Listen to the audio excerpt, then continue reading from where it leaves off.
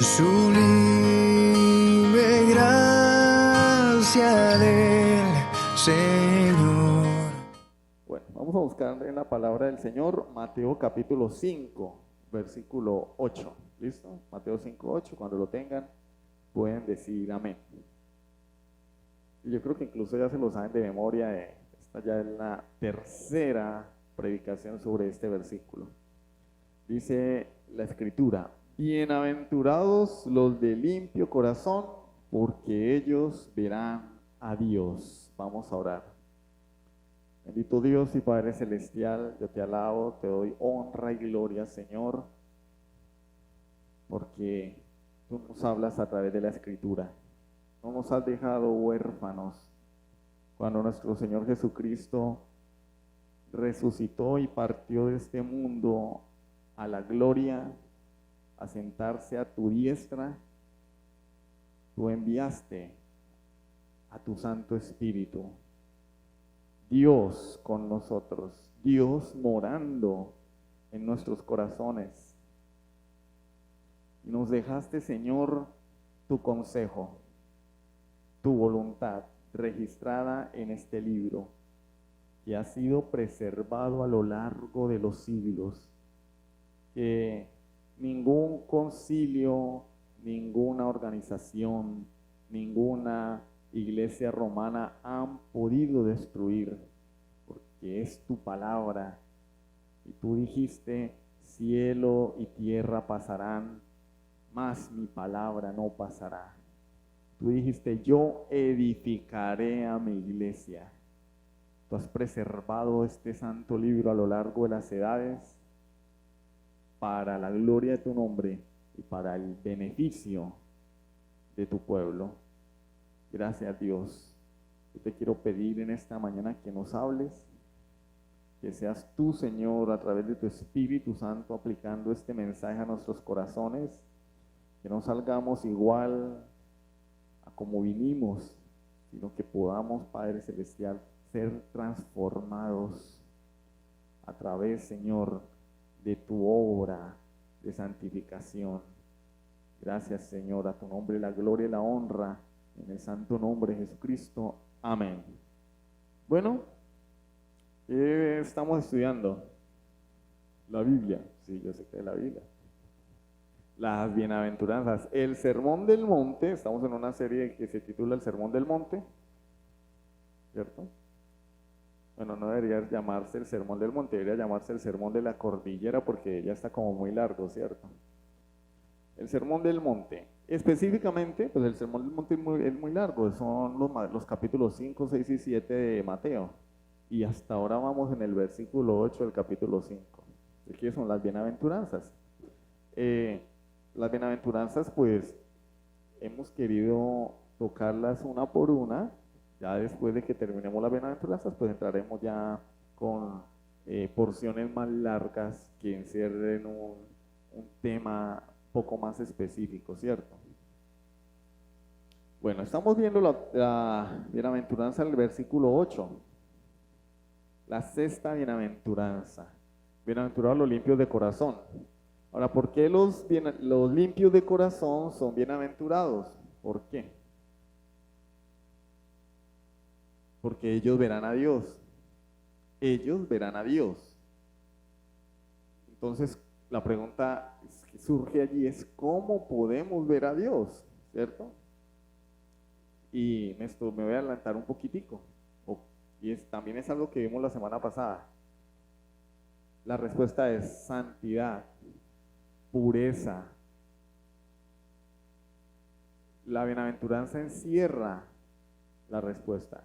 ¿Quiénes ven a Dios? Aquellos que tienen un corazón puro, que viven en santidad, que son limpios. No, cuando hablo de limpios no estoy hablando que no tengan plata en el bolsillo, ¿no? Limpios, que han sido lavados de sus pecados. Pero el problema es que muchas personas quieren reducir esa limpieza a una cuestión de decencia, ¿cierto? Hay personas muy decentes en el mundo, ¿cierto? Moralmente muy buenas, incluso tal vez más que algunos creyentes, que gozan de cierta reputación, que son respetables, pero eso no es lo que quiere decir la bienaventuranza. Porque la palabra de Dios dice que Dios es luz y no hay ningunas tinieblas en él. Y sabemos de este lado de la eternidad, debajo del sol, todos estamos dañados por el pecado. De manera que desde ese punto de vista, nadie puede estar en la presencia de un Dios que es luz, de un Dios que es infinitamente santo. No es posible. Entonces la decencia no alcanza, la buena moral no alcanza, las buenas costumbres no alcanzan. Saberse de memoria el libro de la Urbanidad de Carreño, ¿cierto? Que era el que le enseñaban a uno en la escuela, en aquellas épocas donde se enseñaban esas cosas, ¿no? Ahora se enseña otras cosas un poco menos morales, ¿no? Tampoco alcanza, nada de eso alcanza, porque Dios es luz. De manera que la persona más moral de este mundo tiene una pequeña manchita en su expediente, ya está completamente descalificada. Y lo que la Biblia dice es que desde niños, al niño, así hasta Julieta, ya viene dañada por el pecado. Terrible, ¿cierto? Volteen a ver a Julieta, mira, ya está Julieta, bien linda, con sus ojos claros, le dan a uno ganas de apapacharla y apretarla así, no soltarla, ¿cierto? O darle los cacheticos. Bueno, la Biblia dice que ya viene dañada por el pecado. Y si eso es ella, nosotros más, porque nosotros ya hemos desarrollado 1000 maneras de pecar, como el programa de televisión, ¿no? Entonces, el Dios no se puede mezclar con las tinieblas, Él es luz. Y nosotros los creyentes tampoco. Dios odia las mezclas. Por eso el sincretismo no es agradable a Dios. Es decir, la mezcla de doctrinas, la mezcla de la sana doctrina con el mundo, o la sana doctrina con otras congregaciones que no profesan la misma sana doctrina. Dios aborrece esas cosas. Por eso ahorita Jesús Adrián Romero anda cantando canciones de Ale Subago. Ya eso ya deja mucho que desear, ¿cierto? No estoy diciendo que la música de Ale Subago sea pecaminosa, ¿no? Depende. Ese es tema de otro estudio. Ese es otro tema, esa controversia. Entonces, la palabra de Dios nos dice qué comunión tiene la luz con las tinieblas. ¿Qué comunión tiene Cristo con Satanás? Ninguna. No hay ninguna conexión. Ninguna conexión. O estamos en Cristo o estamos con Satanás. O somos de Dios o somos del diablo. Entonces, la única manera en la que una persona puede ver a Dios es siendo ¿qué? Puro, limpio de corazón. Es la única forma. Y la pregunta del millón es, ¿cómo puedo yo ser limpio de corazón entonces? ¿Cómo puedo yo cumplir con ese requisito? El tema de la predicación de hoy es, veremos a Dios. Y vamos a ver 2 puntos. En primer lugar, diferente al de la semana pasada, ¿no? Porque el de la semana pasada era, ¿cómo puedo ser limpio de corazón? Hoy vamos a ver qué debo hacer para ser limpio de corazón. En segundo lugar, la promesa, 2 puntos, veremos a Dios. Y en tercer lugar, algunas conclusiones prácticas. ¿Qué debo hacer para ser limpio de corazón? La semana pasada decíamos, ¿cómo puedo ser limpio de corazón? Bueno, la respuesta se la dio Jesús a Nicodemo en Juan 3. Tienes que nacer de nuevo. Fácil. ¿Cómo puedo entrar en el reino de Dios? Tienes que nacer de nuevo. Pero lo que pasa es que esa es una obra de Dios. Yo soy pasivo en esa obra, es decir, yo recibo la acción, ¿sí? Yo no nazco de nuevo, yo soy nacido de nuevo. Es decir, a mí me hacen nacer de nuevo. Lo dice la primera carta de Pedro, lo dice también Santiago. Dios me hace nacer de nuevo. Ella me hace puro corazón, ¿cierto? Miren lo que dice Filipenses 2, del 12 al 13. Filipenses 2, del 12 al 13. Textos a veces que son mal interpretados. Por tanto, amados míos, como siempre habéis obedecido, no con mi presencia solamente, sino mucho más ahora en mi ausencia, ocupaos en vuestra salvación con temor y temblor. Hermano, pero usted está diciendo que Dios nos hace nacer de nuevo, purifica nuestros corazones, y aquí Pablo nos dice que yo tengo que ocuparme en mi salvación. ¿Qué es lo que pasa allí? ¿Dios me purifica, me hace nacer de nuevo, o soy yo el que hago las cosas? Y gloria a Dios que Pablo no terminó allí. Versículo 13. Porque Dios es el que en vosotros produce así el querer como el hacer por su buena voluntad. Entonces allí vemos las dos líneas paralelas, ¿no? Como la vía de un ferrocarril, los rieles. Corren paralelos, nunca se tocan, ¿cierto? Dos líneas paralelas son aquellas que en un plano jamás se tocan, ¿sí? Jamás se tocan. Corren sobre un mismo eje, pero nunca se tocan, están paralelas, como el riel de un tren, las vías de un tren. Y tenemos en la palabra de Dios, por un lado, la soberanía de Dios, y por otro lado, la responsabilidad del hombre. Entonces, ¿qué sucede? Dios me hace nacer de nuevo. Dios purifica el corazón del hombre cuando éste se arrepiente. Dios nos da arrepentimiento y fe. Dios nos salva. Pero allí queda la cosa. Si la cosa quedara allí, aquí no habría nadie, porque sencillamente Dios nos salvaría y nos iríamos inmediatamente a su presencia. A todos nos hubiera pasado como al ladrón de la cruz. Hoy estarás conmigo en el paraíso. Uy, el hombre se fue de una vez para el paraíso. Claro, pues se murió, ¿no? Pero Dios nos deja aquí en el mundo porque tenemos una misión, ¿sí? Una misión, ser la imagen de Jesucristo aquí en la tierra. Y mientras tanto, como esa imagen no es perfecta, porque hay un remanente de pecado en nosotros, Dios va llevando a cabo un proceso de crecimiento, de santificación. Por eso la Biblia dice en Filipenses 1:6, estando persuadidos de esto, que el que comenzó la buena obra en vosotros, ¿la va a dejar así? No, la perfeccionará. ¿Hasta cuándo? Hasta que Cristo venga. Entonces Dios no nos salvó para dejarnos así. Porque hay personas que tienen 20 años en la vida cristiana y son exactamente igualitos, igualitos a como eran cuando se convirtieron. Los mismos problemas, los mismos pecados, las mismas luchas, los mismos defectos de carácter. Y no, Dios nos está llamando a crecer, así como Julieta está creciendo. Cuando era chiquitica, ¿cierto?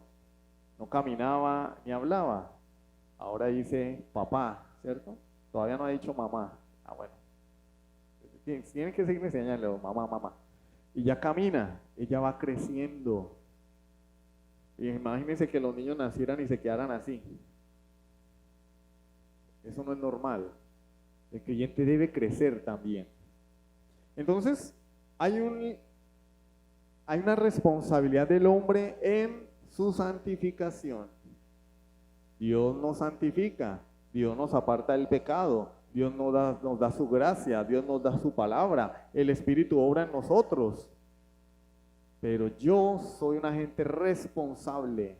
Yo no puedo decir, bueno, pues el Señor me salvó. Hermano, ¿y usted por qué no se congrega? Pero es que el Señor me salvó. Hermano, ¿y por qué no lees la Biblia? Pues el Señor ya me salvó. No, porque Él dice allí, la palabra salvación tiene varios significados. Puede ser salvación física, puede ser el momento en el que fuimos salvos, el del arrepentimiento, puede ser también el proceso de crecimiento espiritual en esta vida presente de santificación, o también puede ser la redención perfecta, completa cuando Cristo venga. Aquí se está hablando de la salvación en tiempo presente, es decir, la santificación. Y Pablo dice, yo tengo que ocuparme en eso. ¿Por qué? Porque Dios produce en mí el querer. Es que yo tenía unas ganas de ir al culto, pero me las aguanté. No, el querer y el hacer. El cristiano desea y también hace las cosas. No se queda solo en deseos. Santiago capítulo 4, versículo 8. Santiago 4:8 dice, acercaos a Dios y Él se acercará a vosotros. Mire, aquí pareciera ser que yo soy el que hago las cosas y Dios actúa en consecuencia. No.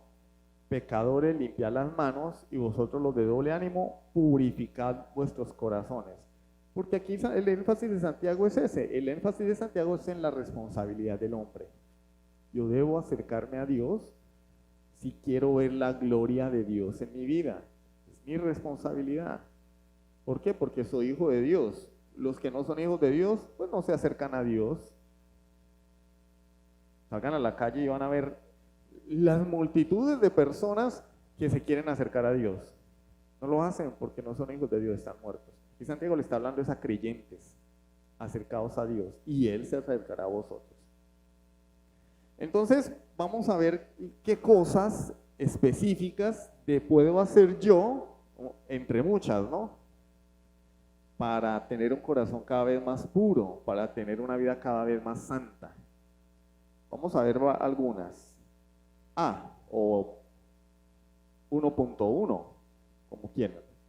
En primer lugar, la palabra de Dios. Esencial para crecer, la palabra de Dios. Juan 17:17. Santifícalos en tu verdad, tu palabra es verdad. ¿En qué somos santificados los creyentes? En la palabra de Dios. No en el abuso de las redes sociales, 2 horas en Instagram, no, la palabra de Dios. Salmo 119, versículo 1 y 2, para los jóvenes y también para los adultos. ¿Con qué limpiará el joven su camino? Con guardar tu palabra. Con todo mi corazón te he buscado. No me dejes desviarme de tus mandamientos. En mi corazón he guardado tus dichos para no pecar contra ti. ¿Qué hace el salmista, el escritor aquí? Ha guardado en su corazón el celular, los dichos de Dios. Porque, ay hermano, la tenemos con el celular. Pero es que pasamos mucho tiempo en el teléfono. Y cuando no estamos respondiendo mensajes, estamos viendo videitos. Y ustedes se pueden sorprender si llevan el tiempo en un cronómetro que se le dedica a ver esos videos cortos. Pueden ser horas. Ay, hermano, pero un poquito de esparcimiento no tiene nada de malo. No, pero las cosas en exceso son dañinas. Podemos dedicarle 15 minutos, media hora, pero no horas enteras. Aquí el salmista dice, en mi corazón he guardado tus dichos, es decir, la palabra de Dios, para no pecar contra ti. ¿Qué es lo que me resguarda? Lo que me protege contra el pecado, lo que me mantiene a raya. La palabra de Dios, los dichos de Dios. Porque cuando viene la tentación, el Espíritu Santo me recuerda la palabra que yo he leído, que he escuchado. Y como soy hijo de Dios y tengo una nueva naturaleza, digo, oye, así, esto no es de Dios. Pero cuando el corazón está sin alimento, pues la persona lo que dice es, ay, pero una al año no hace daño. Eso no tiene nada de malo. Todo el mundo lo hace. Todo el mundo lo hace. Por eso Dios no envió a su Hijo a salvar a todo el mundo. Lo envió a salvar a su pueblo. Entonces, cuidado con querer ser como todo el mundo. Juan 15:3. Juan 15:3. Ya vosotros estáis limpios por la palabra que os he hablado. Y allí no estaba Judas. Judas ya se había ido. Esto fue en la última cena, la famosísima última cena. Ya vosotros estáis limpios. ¿Por qué? Por la palabra que os he hablado. ¿Qué es lo que obra en el corazón de la persona para santificarlo, para apartarlo del pecado? La palabra de Dios. Imprescindible la palabra de Dios. ¿Cuál es el problema de la iglesia moderna y de los creyentes? Pues que hoy en día se hace énfasis en todo menos en la palabra de Dios. No se hace énfasis en el pecado, no se habla de santidad, no se habla de la responsabilidad del hombre. Se predica la gracia, pero la gracia barata. ¿Cuál es la gracia barata? Tranquilo, Dios te ama, Dios te quiere así como tú eres. Eres salvo por gracia. Uy, a mí me encanta esa iglesia. ¿Por qué? Porque allá hablan solo de la gracia. por desgracia. Porque la gracia implica más que solamente recibir la salvación de Dios de forma pasiva. No, la gracia implica responsabilidad, porque no solamente es que una persona recibe salvación, recibe nueva naturaleza, es transformado.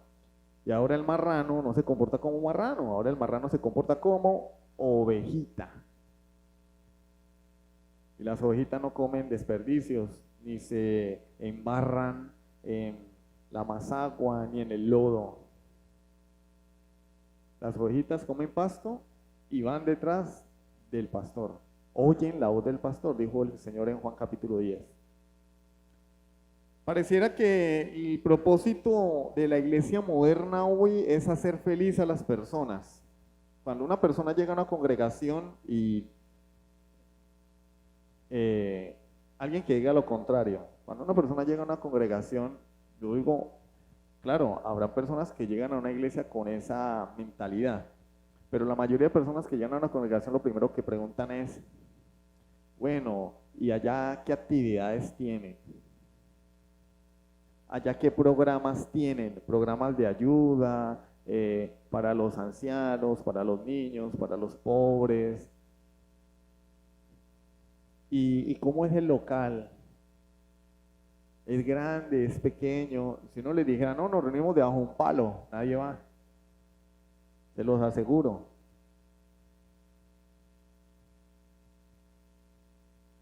Pero, bueno, ¿qué es lo que se predica allí? ¿Cuántas personas preguntan eso? Una minoría, es una minoría. ¿Qué se predica allá? ¿Qué doctrina tienen? Y tienen grupo de jóvenes, porque yo ya soy adolescente y estoy buscando novia, o estoy buscando novio. ¿El pastor tiene carro? Ustedes se asombrarían de las preguntas inteligentes que algunos hacen. ¿El pastor tiene carro? ¿De dónde es el pastor? ¿Cuántos años tiene? ¿Hay muchachas en esa iglesia? ¿Qué tal están? Les digo cosas que son reales, ¿no? Yo no estoy inventando esto. Cuando uno invita a una persona a la iglesia, las personas hacen preguntas. ¿Queda muy lejos? ¿Queda muy lejos la iglesia? ¿Por qué? No, es que si queda lejos, es que para uno pegarse el bus, la caminada hasta allá, ¿Usted le sorprendería lo que hacen los indígenas en algunos lugares para congregarse? A veces a un día de camino a pie. Los que viven en la sierra, en las montañas, tienen que un día, otros tienen que transportarse horas en una lancha para poder llegar al lugar donde se congregan, y lo hacen, y son indígenas. Y nosotros pues que tenemos más civilización, no, es que, pero es que hay que ir en bus, es que no tengo moto, no tengo quien me lleve. Comodidad. Y la iglesia hoy, la iglesia moderna ofrece comodidad, y el que no, y la iglesia de Dios no ofrece comodidad, no ofrece palmadas en la espalda. La iglesia de Dios ofrece el evangelio, y el evangelio es ofensivo, el evangelio acusa de pecado, y a nadie le gusta que le digan sus verdades. Por lo tanto, pues las personas optan mejor por estar en una congregación que tenga grupos de jóvenes. Venga, ya es que allá no tienen instrumentos. ¿Y por qué no hay nadie que toque? Porque es que, ¿qué grupo de música tenía Jesús? Yo no vi, hasta donde yo sé, Pedro no tocaba la guitarra, ni Juan la batería. Pero es que ya no tienen grupo. Es que ustedes piensan que eso es pecado. No, lo que pasa es que acá el énfasis no es ese. En la Biblia el énfasis no es ese. En la Biblia el énfasis es ¿cuál? La palabra de Dios. Y lo demás son cosas secundarias. Da lo mismo una pista que un baterista y un guitarrista. Lo importante es la palabra del Señor. Entonces el propósito de la iglesia no es hacernos felices, ni divertir a la gente. Uy, qué predicación tan aburrida, duró 1 hora. A mí me gustan las que son media horita y después pues una hora de alabanza, 2 horas de alabanza. No es entretener. El propósito de la iglesia no es tener un concierto tampoco. Hay iglesias donde hacen conciertos, pero ese no es el propósito de la iglesia. El propósito de la iglesia es ser columna y baluarte de la verdad. Honrar la palabra de Dios. Eso tiene que quedarnos muy claro a nosotros. Y el verdadero creyente ama la palabra de Dios. Ama la palabra de Dios. También ama la buena música, ¿no? Obvio. Pero por encima de todo está la palabra de Dios. Y esto debe ser en nosotros algo intencional, es decir, no es que yo voy caminando por allí y me pusieron una predicación y me la escuché ahí por error, por accidente. Ay, no, mire, yo hoy escuché la palabra de Dios. No, debe ser intencional, debe ser, hoy voy a leer la Biblia. Voy a apartar media hora, una hora para estudiar la palabra de Dios y no solamente leerla por leerla, sino escudriñarla. ¿Qué quiere Dios decirme a mí a través de este texto? Oiga, pero ¿qué? Eso es que Ezequiel y es que el templo, que las medidas, que las cámaras de los sacerdotes, eso pues ¿para qué, hombre? Un personaje que era así, ¿no? ¿Eso para qué, hombre? ¿No, para qué?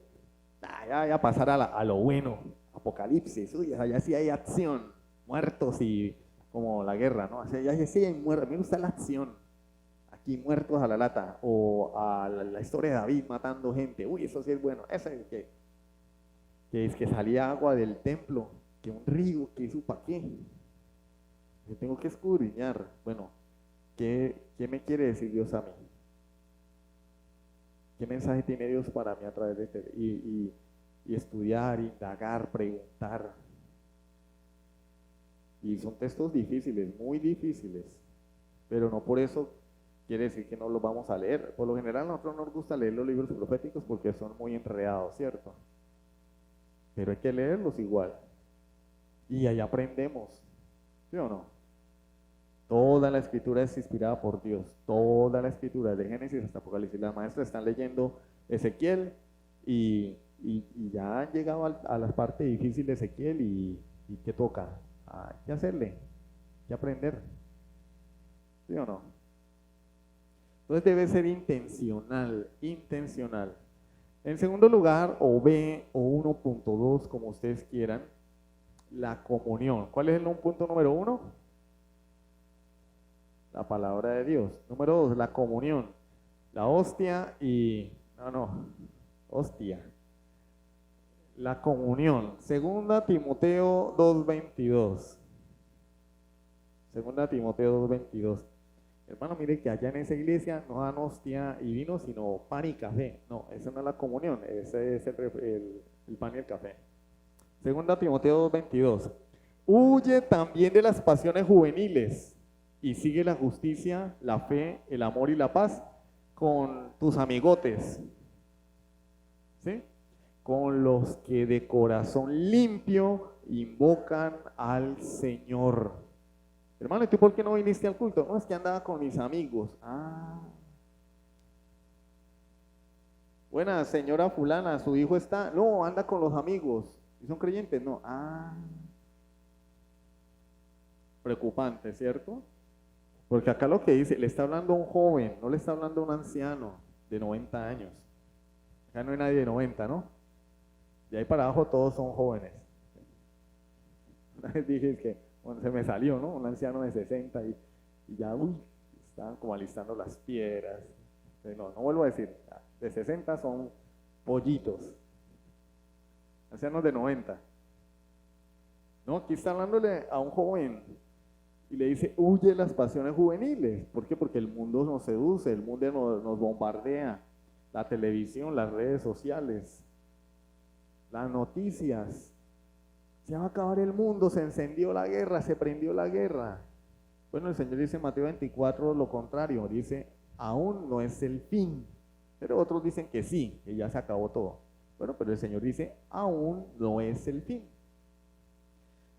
Pero ¿con quién tengo que huir yo de las pasiones juveniles? Debo seguir la justicia, la fe, el amor y la paz. ¿Con quién? Con los que de corazón limpio invocan al Señor. Entonces yo tengo que rodearme de personas que invocan al Señor. Si yo quiero crecer en santidad y quiero crecer espiritualmente. Pero si las personas de las que yo me rodeo son aquellas que están pensando en que, ay, no digo que sea pecado porque después piensan que yo soy el Grinch. Son aquellas que están pensando y que su prioridad, uy, no, yo quiero comprar las luces para ponerle a la casa, que prendan así, y ya me compré el último, los 50 de Joselito para la Navidad, y ya tengo apartada la ropa en el almacén X, ustedes vieran, y mira aquí en Instagram vi las fotos y como se ve de chula esa muchacha, yo también me voy a ver así, o como se ve así de papi ese hombre, yo me voy a ver así también el 24 de diciembre, que bueno, pero acá dice, los que de corazón limpio invocan al Señor. Ojo que no estoy diciendo que eso sea pecado, pero no puede ser la prioridad del creyente. Después dice, después de los 8 días vienen todos despeinados y con la ropa de trabajar. Mira, el hermano dijo, no. Pero no podemos hacer énfasis en aquellas cosas que son secundarias, pasando por encima de Dios. Primero está Dios y después sí, compren el estreno y compren las luces de la casa. Ay, pero es que a mí me dijeron que poner luces era pecado. Yo no voy a entrar en ese debate.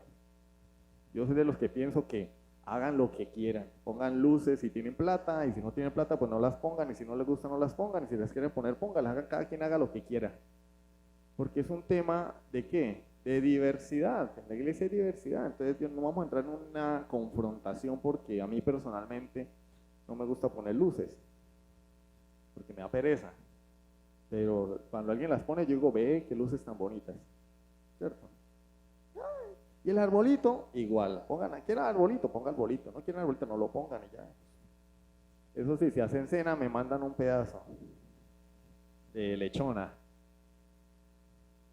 Proverbios 13:20. Proverbios 13:20. El que anda con sabios, sabio será. Mas el que se junta con necios será quebrantado. ¿Sí ven lo que dice? El que anda con sabios, sabio será. Mas el que se junta con necios será quebrantado. No dice el que anda con necios, sabio será, ¿no? Entonces, ¿con quién tengo, de qué personas tengo que rodearme yo? De aquellas que sean sabias, para yo poder también llegar a ser sabio, no con los necios. De hecho, el Señor dice en su palabra, no te conviertas tú a ellos, que ellos se conviertan a ti. El problema es que los seres humanos somos sociales por naturaleza y cuando somos una minoría en medio de una mayoría, tenemos la tendencia a copiar los patrones de conducta de esas personas, a no ser que seamos verdaderamente nacidos de nuevo. Porque el que es verdaderamente nacido de nuevo, nadie lo va a cambiar ni lo va a mover de su fe. Pero hay un peligro que podemos resbalar, que podemos tropezar, que empezamos a rodearnos de personas que no son muy creyentes, de personas que son cristianos carnales, entre comillas. Cuando nos damos cuenta no estamos congregándonos, no estamos orando, no estamos leyendo la Biblia y nos fastidia la palabra de Dios. El que anda con sabios, sabio será. ¿Quieres ser sabio? Tienes que andar con gente sabia. ¿Quieres tener un corazón limpio y puro? Rodéate de personas que sean de testimonio. En tercer lugar, o 1.3, la oración. Otro medio de gracia que Dios nos da para crecer en santidad y purificar nuestra vida es la oración. Ay, ahí sí patinamos más todavía porque a la gente le da jartera orar, ¿sí o no? Alce la mano.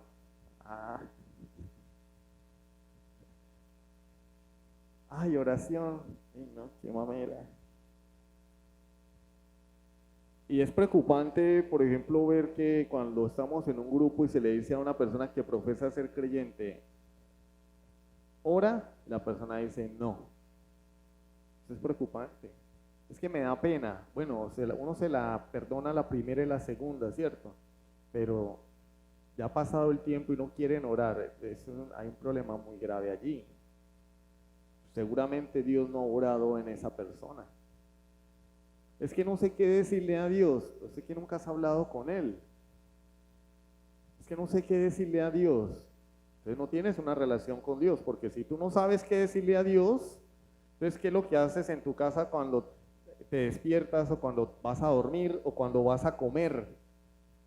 No, es que no lo hago, no tienes vida espiritual, no has nacido de nuevo. A uno le decían cuando era chico, ¿no? La mamá. ¿Ya oró o se va a acostar como los marranos? Así me decía mi mamá. ¿Ya oró o se va a acostar como los marranos? Bueno, vamos a orar. Pero yo era un chico. Ya uno no tiene que decirle así, ya uno sabe que debe orar porque es parte de nuestra relación con Dios. Porque es natural, hay una necesidad de dirigirnos a Dios, de tener esa conexión con Dios, esa comunión con Él. Hebreos 4:16. Acerquémonos pues confiadamente al trono de la gracia para alcanzar misericordia y hallar gracia para el oportuno socorro. ¿Para qué nos acercamos al trono de Dios? Mire que es que esto es un privilegio muy grande. En el Antiguo Testamento las personas no se acercaban a Dios. Había un sacerdote que era el mediador entre Dios y el pueblo. Había un profeta que era el que traía la palabra de parte de Dios. Y si el profeta no hablaba, pues las personas vivían en una oscuridad, lo que sucedió durante 400 años después del profeta Malaquías hasta que llegó Jesús. No hubo palabra, no hubo profeta, no hubo nada, y las personas necesitaban un sacerdote para llevar a las personas delante de Dios. Necesitaban músicos, ¿cierto? Levitas, para que la presencia de Dios se manifestara. Y los músicos hoy son los levitas, como Jesús Adrián Romero, ¿cierto? No, ya no es necesario nada de eso porque tenemos un mediador que es Jesucristo. Y el Señor dice en su palabra, ninguno dirá a su hermano, conoce a Dios, porque yo seré conocido por todos. Ahora podemos entrar a la presencia de Dios porque el velo fue rasgado. Jesús, con su muerte, destruyó ese velo que nos separaba de Dios. Y ahora podemos entrar a su presencia. Pero la mayoría despreciamos ese privilegio. ¿No será que no hemos conocido a Dios y por eso no entendemos el privilegio de poder orar? Nos acordamos de Dios solamente cuando estamos en la inmunda. Hermano, ore por mí. Y claro, uno ora, pero la cuestión debería ser, hermano, acompáñeme en oración. Hermano, tengo este problema, estoy orando, acompáñeme en oración. No, hermano, ore por mí, que a usted Dios lo escucha más. Entonces debe ser que yo soy el superhijo de Dios, ¿cierto? O el Superman de la vida cristiana. No, todos tenemos acceso al trono de la gracia. ¿Para qué? Para alcanzar misericordia y hallar gracia para el oportuno socorro. Dios nos dejó una herramienta, un medio de gracia poderosísimo y se llama la oración. Imagínense, ¿podemos hablar con Dios? Antes no podíamos, no nos oía. ¿Cuántas personas desearían hablar con el presidente? Nadie, ¿cierto? Por lo menos con el de aquí o con el de allá, pues yo digo que es como perdido, ¿no? ¿Cierto? Póngame a alguien importante, no, mentira. Pero ¿cuántos desearían hablar con el presidente de Estados Unidos o con el primer ministro de Israel en este momento para decirle, mira, las cosas no son así, ¿cierto? Pero podemos hablar con Dios, el dueño de nuestra vida, el creador. No menospreciemos eso. Y cuarto o D, tenemos en la iglesia un liderazgo, ¿sí? Lo que la Biblia llama en Efesios 4 los dones hombres, ¿cierto? Él mismo constituyó a unos apóstoles, a otros profetas, a otros evangelistas, a otros pastores y maestros. ¿Para qué? ¿Para qué? Para capacitar a los santos para la obra del ministerio, para perfeccionar a los santos. Entonces el hecho de que en una congregación haya un pastor, haya maestros, haya un liderazgo es un medio de gracia.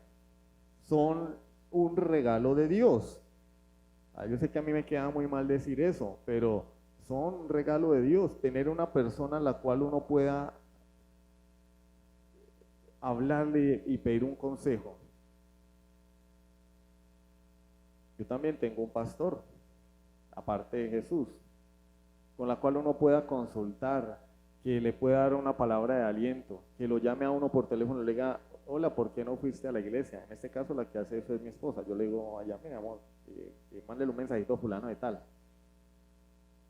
Es un regalo de Dios, es un regalo de Dios. Ustedes no me lo van a creer, pero hay grupos reformados que se están levantando que no tienen pastor, no tienen un líder ni siquiera, no tienen un líder.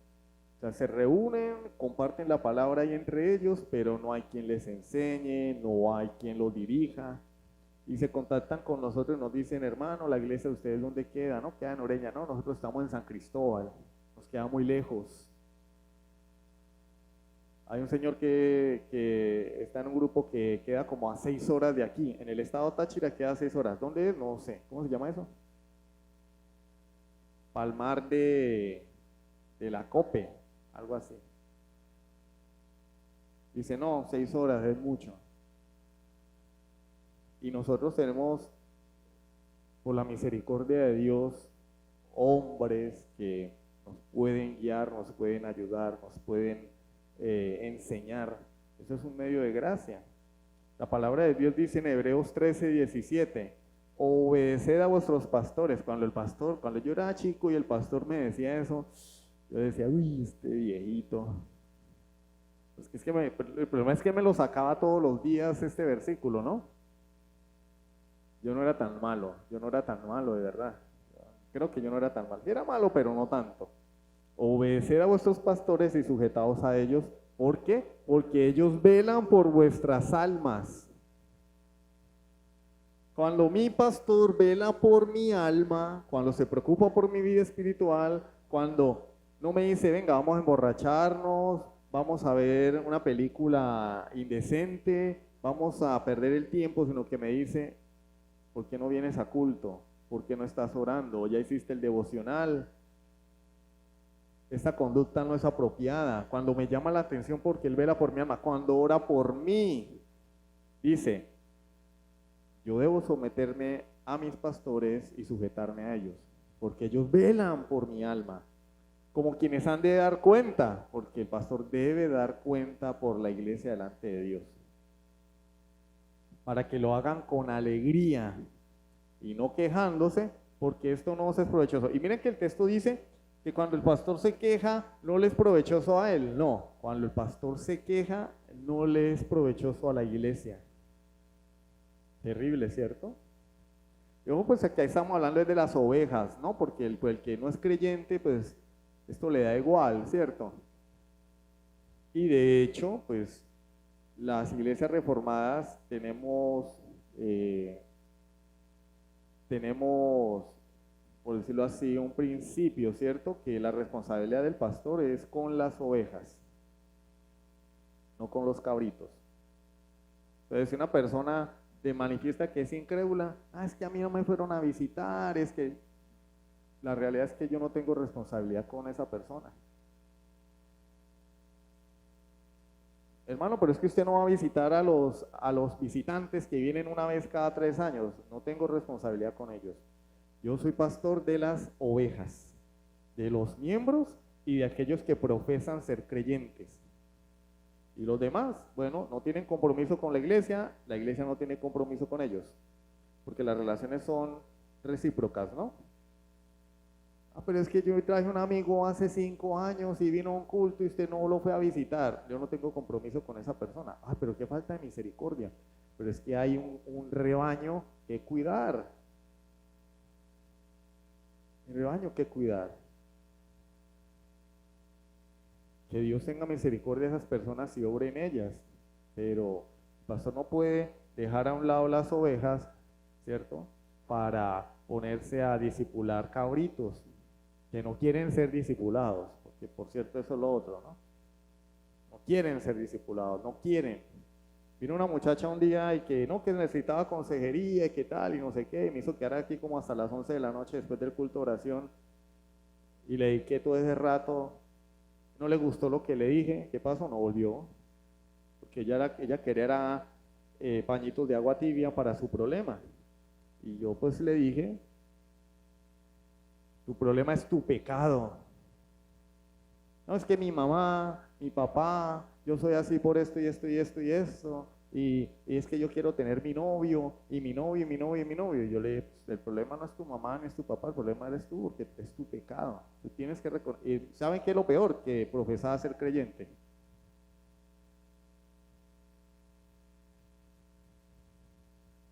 No volvió, bueno, pero se le predicó, se le dijo lo que necesitaba escuchar. Tienes que nacer de nuevo. ¿No volvió? Bueno, no quiso volver. Pero cuando es una ovejita de la iglesia, sí toca ahí encima. No volvió, bueno, mi amor, a la secretaria, mi amor, mire, escríbale a fulano de tal, llámelo, ¿qué pasa? Que no quiere venir al culto, porque es una ovejita. Hasta que demuestre lo contrario. Cuando demuestre lo contrario, sí, te vi, no me acuerdo, ¿cierto? Porque ya está en apostasía una persona que profesa ser creyente y muestra rebeldía y no hace caso ni a los hermanos ni a la iglesia, pues es síntoma de que no es creyente y por lo tanto hay que dejarlo y que Dios tenga misericordia de esa persona. Pero somos bendecidos de poder contar en la iglesia con, y no solamente con el pastor, sino con creyentes maduros que nos puedan ayudar en esas situaciones. Entonces, medios de gracia, la palabra de Dios, la comunión con los hermanos, la oración y el tener un liderazgo en la congregación también es una bendición para el creyente. ¿Con qué propósito? Crecer espiritualmente. No todas las cosas las hace el pastor, pero hay un grupito de damas que está trabajando y eso es una bendición para la iglesia porque las mujeres pueden aprender palabra de Dios a través de algunas hermanas que Dios está usando para ello. Porque si no, pues el pastor tendría que hacerlo todo y no está bien, no es conveniente. Hay hermanos que predican en los grupos familiares, también es una bendición. Entonces, eso es una bendición, estar en medio de una iglesia donde podamos ser enseñados, edificados, atendidos, es una bendición. No una iglesia virtual. Yo estaba en una congregación grande de cuyo nombre no quiero acordarme, como dijo Miguel de Cervantes en el Quijote. ¿Han leído el Quijote de la Mancha? No, yo sí lo leí. En un lugar de la Mancha de cuyo nombre no quiero acordarme, inicia así el Quijote. Y en esa iglesia de cuyo nombre no quiero acordarme, era muy grande. Pero el culto terminaba y si te vi no me acuerdo. Eso sí, para recoger el diezmo sí estaban ahí, encima. Pero terminaba el culto y chao. 1000 personas, 2000 personas y el de al lado no me conocía, ni yo conocía al de al lado. Y el tal Felipe de yo no sé qué, si sé cuándo, ni me conocía. Eso no está bien. En la iglesia debe promoverse la comunión. Amén. Eso nos lleva a nuestro segundo punto. Entonces ya vemos las cosas que yo puedo hacer de forma activa para crecer en santidad y en pureza de corazón. Ahora vamos a ver cuál es la promesa del Señor. Segundo punto, la promesa. Veremos a Dios, esa es la promesa. Bienaventurados los de limpio corazón, porque ellos verán a Dios. ¿Cuál es la promesa? Veremos a Dios. Juan 1:18, el problema, aquí hay un problema entonces. Juan 1:18, a Dios nadie le dio jamás.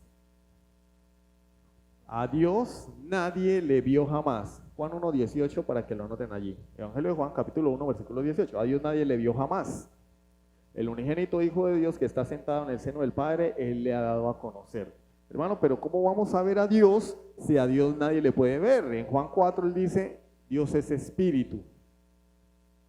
¿Cómo podemos ver a Dios? ¿Será que está hablando allí de cuando Cristo venga, entonces sí vamos a poder ver a Dios? Cuando Él venga. ¿Está hablando de forma objetiva o de una forma espiritual? Bueno, vamos a ver con la palabra de Dios.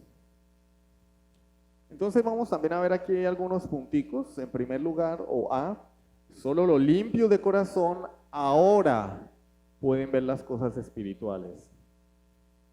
Dice la Biblia en 2 Corintios 4:4, 2 Corintios 4:4, en los cuales el Dios de este siglo cegó el entendimiento de los incrédulos para que no le resplandezca la luz del Evangelio de la gloria de Cristo, el cual es la imagen de Dios. Segunda a los Corintios 4:4. ¿Qué dice este texto? Que los incrédulos están cegados. ¿Por qué? Porque por causa del pecado, de la caída, ahora Satanás es su amo y Satanás les ha cegado el entendimiento para que no vean el Evangelio de la gloria de Cristo, para que no vean la gloria de Dios, para que no vean la luz. Y por eso las personas de afuera no entienden lo que hacemos aquí. Y por eso las personas de afuera no entienden cómo vives tú, cómo tratas a tu esposa, cómo tratas a tus hijos. Y por eso muchos hombres afuera no entienden eso de yo le soy fiel a mi esposa. No lo entienden. ¿Por qué? Porque están ciegos por causa de su pecado. Esa es la condición del hombre sin Cristo, ¿no? Primera a los Corintios 2:14. Primera a los Corintios 2:14. Pero el hombre natural no percibe las cosas que son del Espíritu de Dios, porque para él son locura y no las puede entender porque se han de discernir espiritualmente. Entonces Pablo nos está hablando aquí de algunas cosas espirituales que la gente sin Cristo no percibe, y percibir es una acción que se hace a través de los sentidos: el olfato, el gusto, la piel, el oído, los ojos. Son los sentidos que nos ha dado Dios para percibir nuestro medio ambiente. Y Pablo dice, el hombre natural, el hombre animal, el hombre como viene al mundo, no percibe. Entonces, una persona que no ve, no oye, no siente, no huele y no gusta, ¿qué es? Vegetal. Vegetal. O está muerto. Y eso es el diagnóstico de Dios para aquellos que no conocen a Cristo. Están muertos. Pero es que a mí me gusta ese fulanito y entonces yo lo voy a evangelizar. Bueno, pues que el Señor te ayude. Porque es una persona que está muerta espiritualmente. No va a entender, a no ser que Dios obre en ella y la traiga de la muerte a la vida. De otra manera no. La que no depende de mí, depende de Dios. La gente de afuera no entiende las cosas de Dios porque están, ¿qué? Como Shakira, ¿no? Ciegas, sordas y mudas. No percibe. Pero eso era antes. Para nosotros, los que profesamos ser creyentes, ¿cierto? Eso era antes. Antes éramos así, ciegos, muertos. Pero ahora podemos ver la gloria de Dios y las cosas sobrenaturales. Ahora sí podemos ver. ¿Por qué? Segunda a los Corintios 4:6. Segunda a los Corintios 4:6. Porque Dios, que mandó que de las tinieblas resplandeciese la luz, es el que resplandeció en nuestros corazones para iluminación del conocimiento de la gloria de Dios en la faz de Jesucristo. Lo que Pablo está diciendo acá es que de una forma soberana de Dios, Él manda que de las tinieblas resplandezca la luz. ¿En qué? En el corazón del hombre. Un corazón lleno de tinieblas, y Dios dice, sea la luz. Y aparece la luz. ¿Y cómo vemos esa luz? Viendo la gloria de Jesucristo, viendo al crucificado. Para algunas personas Jesucristo solamente es una persona que lo clavaron en una cruz, pobrecito. Para nosotros es la representación de cuánto Dios odia el pecado y cuánto Dios me amó a mí. Porque nosotros vemos al crucificado, decimos, el amor de Dios es muy grande, claro, pero también cuando vemos al crucificado debemos decir, Dios tiene que odiar mucho el pecado, que fue capaz de asesinar a su propio hijo. Cuando yo veo la gloria de Cristo en la cruz, la venda se cae de los ojos, puedo entender mi condición, puedo entender mi pecado y mi necesidad de Dios, antes no. Segunda a los Corintios 4:18. Segunda a los Corintios 4:18. no mirando nosotros las cosas que se ven, sino las que no se ven. Pues las cosas que se ven son temporales, pero las que no se ven son eternas. El creyente puede ver cosas que las demás personas no ven. Las personas de este mundo ven lo físico. Y para ellos, sí, lo único importante en esta vida es casa, carro, cuenta bancaria. Pero Pablo dice, nosotros vemos las cosas que no se ven, porque esas tienen verdadero valor, son eternas, no pasan de moda, no se desgastan, no se desvanecen. Parece que, ¿cómo es? Houston, tenemos problemas. Mire, funcionó. Primera a los Corintios 2 del 7 al 10. Primera a los Corintios capítulo 2 versículos del 7 al 10. Primera a los Corintios 2 del 7 al 10. Mas hablamos sabiduría de Dios en misterio, oído. Sabiduría de Dios en misterio, la sabiduría oculta, la cual Dios predestinó antes de los siglos para nuestra gloria, la que ninguno de los príncipes de este siglo conoció, porque si lo hubieran conocido, nunca habrían crucificado al Señor de gloria. Si la gente hubiera conocido el Evangelio, si hubieran entendido, no hubieran matado a Jesús, pero no lo entendían. Antes bien, como está escrito, pilas, cosas que ojo no vio, ni oído yo, ni han subido en corazón de hombre, son las que Dios ha preparado para los que le aman. Y ven, ahí dice que si tú tienes fe, vas a ver los cielos abiertos, sanidades, milagros, cuenta bancaria llena, cosas que ojo no vio, ni oído yo. Ay, eso es reducir el evangelio. Más bendecido Bill Gates. Entonces, más bendecido George Soros. Es más, Nicolás Maduro es más bendecido que nosotros, porque ese sí tiene la cuenta bien llena. Gustavo Petro, ¿no es más bendecido que nosotros? Si eso es lo que habla el texto, entonces el inconverso está mucho mejor que nosotros. Y la salvación que Dios ofrece no vale nada. Aquí hace referencia a Pablo. Dice, ¿de qué está hablando? Está hablando de algo que fue revelado, ¿cierto? Que en la antigüedad era un misterio, ¿cierto? Y por causa de la ignorancia de ese pueblo, asesinaron a Jesús. Él no está hablando de cuentas bancarias, ni de sanidades, ni milagros. Tiene que haber algo más. La razón por la cual mataron a Jesús, no entendieron el evangelio, no entendieron la palabra del Señor. Entonces ahí es cuando Pablo dice, cosas que ojo no vio, ni oído yo, ni han subido en corazón de hombre, son las que Dios ha preparado para los que le aman. Pero Dios nos las reveló a nosotros por el Espíritu, porque el Espíritu todo lo escudriña, aún lo profundo de Dios. ¿De qué está hablando? Que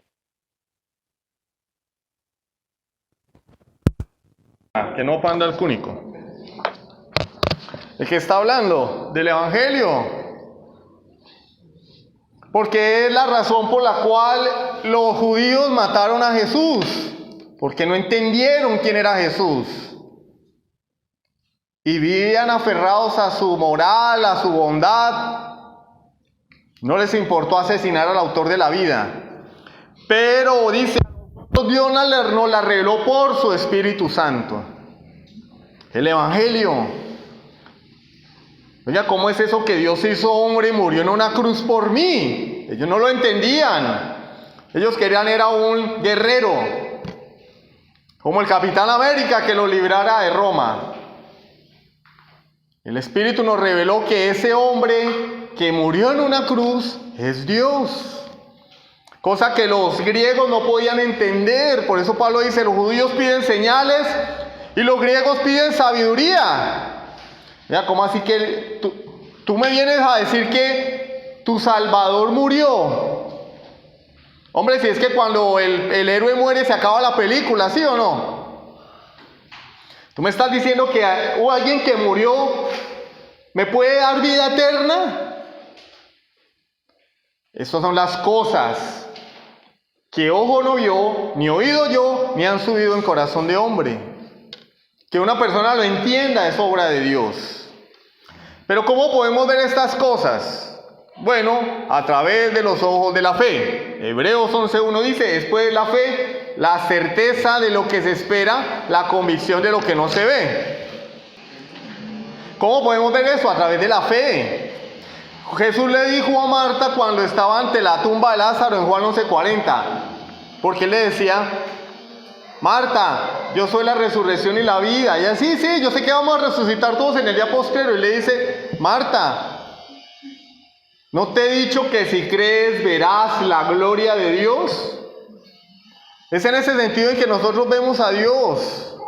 Vemos su gloria en nuestra vida, su actuar, su accionar, interviniendo en cada asunto de nuestra vida presente. Eso nos lleva a nuestro siguiente ítem. Solo los limpios de corazón pueden ver a Dios en sus vidas. O sea, la anterior era, solo los limpios pueden ver las cosas espirituales. Ahora los limpios de corazón pueden ver a Dios en sus vidas. Los inconversos no pueden. Ellos ven las bombas que están cayendo allá en la franja de Gaza. Algunas personas piensan que nosotros somos antisemitas porque decimos que Israel no es el pueblo escogido de Dios, pero eso es lo que la Biblia afirma. Y la guerra no se trata de buenos y malos, la guerra se trata de víctimas. Sufren los de un bando, sufren los del otro. Nosotros no tenemos que alegrarnos por ninguno de los dos. Uy, ahora sí Israel le va a enseñar a los palestinos quién es el pueblo de Dios. No. Eso es gente morbosa. A nosotros nos duele que haya gente sufriendo, que miles de personas y familias estén siendo desplazadas en este momento. Que mueran unos y mueran otros, que sean torturados unos y que sean torturados otros. Pero el mundo solo ve eso. Y el creyente ve la gloria de Dios en su vida. El creyente tiene el consuelo de Dios para él. El creyente sabe que hay algo más. Dice la palabra de Dios en Efesios 1:14, que el Espíritu Santo es las arras de nuestra herencia hasta la redención de la posesión adquirida para alabanza de su gloria. Es decir, aquel que cree en Jesucristo tiene que esperar a morirse para ver a Dios. No, Dios nos ha dado un anticipo, Dios nos ha dado un adelanto y se llama Dios mismo. Esto es grandioso, o sea, yo no tengo que esperar a morirme para ver a Dios. Dios vive en mí a través del Espíritu Santo. Esa es la garantía de que yo voy a estar con Él algún día. La garantía de que Él va a venir por mí como lo prometió. O sea, es como cuando uno va a comprar algo y pisa el negocio, ¿sí o no? Venga, no me vaya a vender la moto. Tenga, le doy la mitad de la plata. Y el dueño de la moto está confiado en que el comprador va a venir, porque le dio un anticipo, le pisó el negocio. Con todo el respeto y manteniendo las distancias, Dios pisó el negocio con su iglesia, le dio a Dios mismo el Espíritu Santo. No nos dio cualquier cosa, se dio a Él mismo en la persona del Espíritu Santo. De manera que el creyente tiene a Dios en su vida y lo puede ver todos los días. Lucas 24:27, Jesús explicando el verdadero sentido de la Escritura a sus discípulos, ¿cierto? Que no sabían que era Él porque estaban cegados. Jesús acababa de morir, fue el día de la resurrección. Él resucita, se presenta a dos de sus discípulos, camino de Emaús, y dice la palabra de Dios que comenzando desde Moisés y siguiendo por todos los profetas, les declaraba en las Escrituras lo que de Él decían. ¿Qué hizo el Señor? Les explicó la Biblia a sus discípulos. Bueno, eran dos, no más.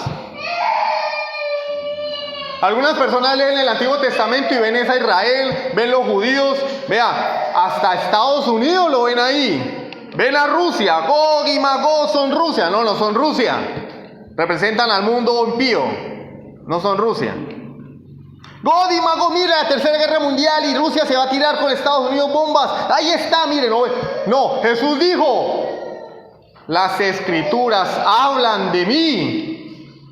les dio un viaje, un paseo por toda la escritura del Antiguo Testamento a estos hombres y les dijo, les declaraba en todas las escrituras lo que de él decían. ¿De quién habla la escritura? ¿Quién es el tema central de la Biblia? Cristo. No es una nación ni es la Tercera Guerra Mundial. Es Cristo. Y el creyente va a la Biblia y ve a Cristo por todas partes. Hay personas que no. Hebreos 11:27. Hebreos 11:27. Por la fe dejó a Egipto, no temiendo la ira del rey, porque se sostuvo como viendo al invisible. ¿De quién está hablando acá el autor? De Moisés. Moisés, cuando saca a 600,000 personas de Egipto, imagínense 600,000 personas, a veces uno no puede ni con la familia, y este hombre llevaba 600,000. Y llegan, supuestamente Dios los va a libertar, y cuando llegan se encuentran en el Mar Rojo, y dice, ¿y ahora? ¿Y ahora para dónde? Y atrás, Faraón y su ejército. Y el pueblo empezó a murmurar como cualquiera de nosotros. No, pero mire, se fue la luz otra vez, este calor, qué mamera otra vez. Voy para Estados Unidos, que allá no quitan la luz. Ah, no quitan la luz, ¿seguro? Debe ser. ¿Qué hizo Moisés? Dice la palabra de Dios, no tuvo temor de la ira de Faraón, porque se sostuvo como viendo al invisible. Él vio a Dios. Y el mar se abrió y pasaron por lo seco. Él vio a Dios, dice la palabra, porque él fue capaz de no perder el control allí. Cualquiera de nosotros se hubiera puesto a llorar. ¡Ay, ahora nos van a matar! No, este hombre sabía quién le había dado la promesa de llevarlo a una tierra donde fluía la leche y la miel. Él sabía. No tuvo temor. No hubiera dicho, no, rindámonos, devolvámonos a Egipto. Por lo menos nos van a perdonar la vida. Yo le voy a pedir perdón al faraón. Estén aquí, voy a negociar, voy a mandar un emisario. No, se sostuvo como viendo al invisible. Eso es lo que hace Dios. El incrédulo no, el incrédulo dice, ay no, yo nada más pasaba por aquí. Yo reformado, no. Porque los hermanos de su antigua iglesia entonces no lo saludan. Ay, salúdenme por favor. Ay, no quiero perderlos, ayúdenme. Yo no soy de eso, yo solamente voy porque me obligan. Moisés se sostuvo como viendo al invisible, porque él veía a Dios en cada cosa que él hacía. ¿En qué vamos? Cuarto. ¿Sí? Cuarto. 3. Bueno, tercero. Eso es por la luz que uno no... Solo los limpios podrán ver a Dios en aquel día. Vemos a Dios aquí en nuestras vidas, porque el Espíritu Santo está en nosotros. Vemos la gloria de Dios guardándonos, vemos a Dios edificándonos, vemos a Dios guardando nuestras vidas. Pero en aquel día, los limpios de corazón verán a Dios cara a cara. Y ese es el deseo del creyente. Salmo 17, 13 al 14, lo leímos en la introducción. Salmo 17, versículos 13 y 14. Levántate, oh Jehová, sal a su encuentro, póstrales, libra mi alma de los malos con tu espada, de los hombres con tu mano, oh Jehová, de los hombres mundanos, oído, cuya porción la tienen en esta vida y cuyo vientre está lleno de tu tesoro. Oye, ¿qué tiene de malo tener metas en la vida, cierto? ¿Eso qué tiene de malo? Sacian a sus hijos y aún sobra para sus pequeñuelos. ¿Qué tiene de malo querer darle de comer a nuestros hijos? ¿Qué tiene de malo querer tener y guardar en el banco un poquito de dinero para mañana, por si acaso, no? ¿Eso qué tiene de malo tener metas en la vida? Tener un proyecto, ¿qué tiene de malo? Pero lo malo es que ayer el salmista está hablando de los mundanos. Dice, de los hombres mundanos cuya porción la tienen en esta vida. Si tus ojos están centrados en esta vida, tú eres un mundano, tú eres un inconverso. Es lo que dice la Escritura. Ese es el comportamiento de los impíos. Jesús dijo, porque la venida del Hijo del Hombre será como los días de Noé. ¿Y qué estaban haciendo los días de Noé? Estarán comiendo y bebiendo, casándose y dándose en casamiento. ¿Qué tiene de malo comer y beber? ¿Qué tiene de malo ir a almorzar ahorita? ¿Qué tiene de malo entregar a una hija en matrimonio, a un hijo, a hacer una reunión? ¿Qué tiene de malo eso? Dice, y no entendieron hasta que vino el diluvio y se los llevó a todos. ¿Qué tiene de malo vivir sin Dios? Sería la pregunta. ¿Qué tiene de malo ocuparnos en las cosas que se ocupa todo el mundo? Divorciados de Dios, tiene todo de malo, porque Él es Dios. Y el salmista concluye, en cuanto a mí, veré tu rostro en justicia. Estaré satisfecho cuando despierte a tu semejanza. Señor, esta vida para mí no tiene valor, porque yo espero algún día poderte ver cara a cara, y solo en ese momento estaré satisfecho. Pero el incrédulo está satisfecho con las cosas de esta vida, con la fama. Ahora todo el mundo quiere ser famoso, ¿no han visto? Todo el mundo quiere tener seguidores, y viven para eso. El verdadero creyente encuentra su único deleite en ver el rostro de Dios, y solo estará contento cuando lo pueda ver cara a cara en aquel día en que Jesucristo venga por su iglesia, o que muera, o que muramos. Eso es un verdadero creyente. Aquel que no encuentra satisfacción, sabe que vive en este mundo, sabe que tiene relación con este mundo, pero su satisfacción plena la encuentra en Dios. Se siente completo solamente cuando está delante de Dios, y sabe que cuando Cristo venga por él, estará pleno. Ya no tendrá que dolerse por su pecado, ya no tendrá lucha con el pecado, ya no tendrá que caer de rodillas llorando a Dios que perdone su pecado, lo que acaba de hacer, que sabe que no le agrada a Dios. Ya no tendrá lucha con la tentación. Sabe que en aquel día únicamente habrá disfrute y deleite eternos en la presencia del Dios Santo. Y eso es lo que más anhela y desea. No una moto, no un carro, no un título, no una empresa, no una casa. A Dios mismo. Ese es el deleite del creyente. Tercero, aplicaciones. De forma muy breve. ¿Es tu deleite aquí y ahora tener comunión con Dios? Es decir, ¿buscas a Dios? ¿O esto es algo extraño para ti? ¿No sabes de lo que estoy hablando? Lo primero que haces en la mañana cuando despiertas es buscar el teléfono para ver los estados de tus amigos, o para ver quién te escribió. O lo primero que haces en la mañana es buscar el teléfono para abrir la Biblia y tener un tiempo con Dios. Porque si Dios no es tu deleite aquí y ahora, no lo será en la eternidad.